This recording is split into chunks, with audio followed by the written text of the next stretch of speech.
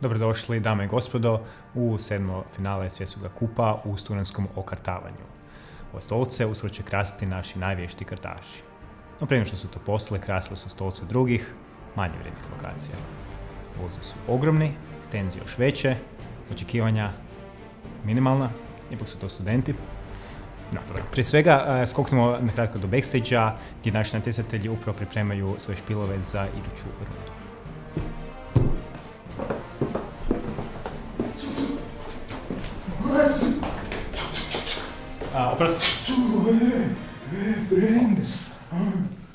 Kako su vaši dojmovi o finalu i natjecanju općenito?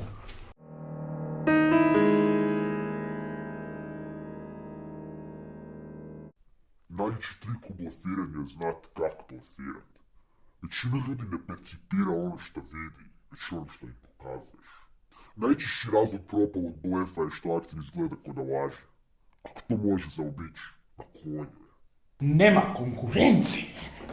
Brende, Hvala najljepše. vidimo se.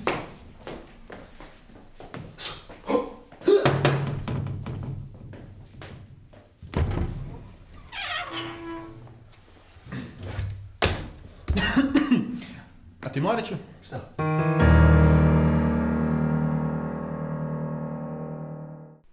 Gle stari boj, ja i dalje mogu pobjeđivati iako nisi prvi, jel to tebi jasno? Nema komentar na dosadašnje natjecanje? Sve super, aj sad.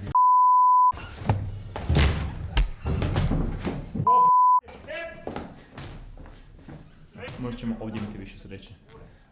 Recite, kako su vaši stavovi o večerašnjem meču? Gle.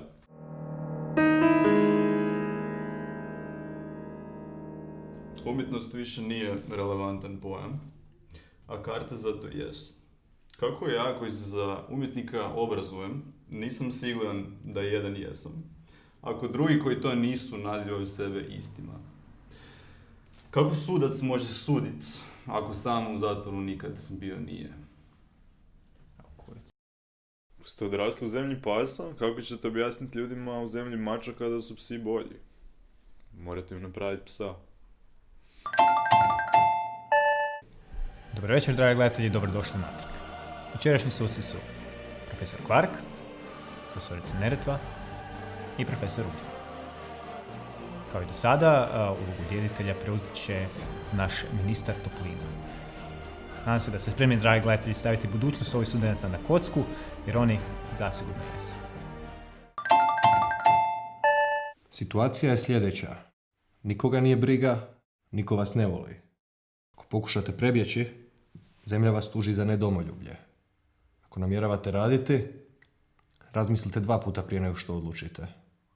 Budite sigurni u koju košaru stavljate svoja jaja, jer druga sigurno nemate. Mladići, osigurajte se budućnost. I krenuli su. Dobrovedne prezadnji pričin i odigrava dodatnu godinu studija. Mlad je. Isplatiš. Umjetnik. Odigrava javni nastup. Ali čini se da dobija puno manje novaca nego što je očekivao. Razmišljam 2 puta. Odigravam zaposlenje.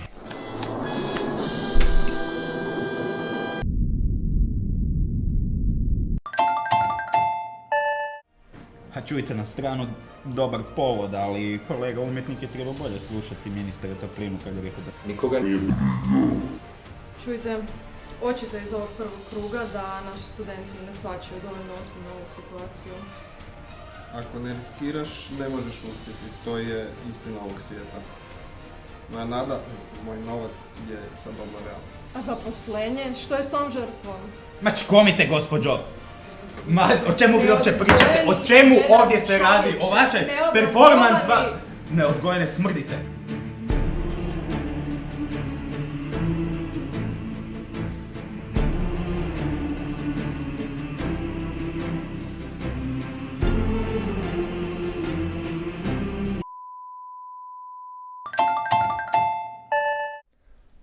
Dobar večer, dame i gospodo, i dobrodošli u ono što se nadamo da je zadnji krug našeg studentskog dokartavanja. nakon mukotrpnih cijelotjednih produžetaka, nestanka naših sudaca i izbacivanja iz studija. Evo nas u ono što se iskreno nadamo da će biti naš zadnji meč. Doblove nastavlja igru dalje. Odriče se studentskih prava, a zauzor dobija virtualnu godinu studija. Njuhože! Kakav potez. Svakom ulaganju će ga drugi teško pratiti. Nek sada mora snažno odgovoriti, inače ispada. Odigrava vojni rok. Odličan potez. Drastičan za jednog umjetnika. Sada nesretno, ali kako u igri ostaje. Ako ništa drugo, bodovi domoljublja su tu. Jedno kako će Jan Dogan odgovoriti na ove dramatične ispade. Da su u nezvanoj poziciji. Prodaje X-icu, majko Bože, kako smo nisko pali. Ali čekajte. Dobivene bodove odmah ulože i odigrava bijeg u Njemačku. Dame i gospodo, je li to Jan Dogan upravo pobjedio? Zaustavi ga! Žao je mali, ali neko drugi si je već osigurao najbolju budućnost.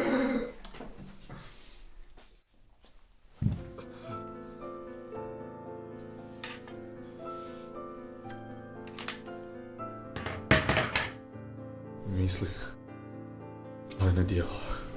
Fuck, zapalo mi za majku.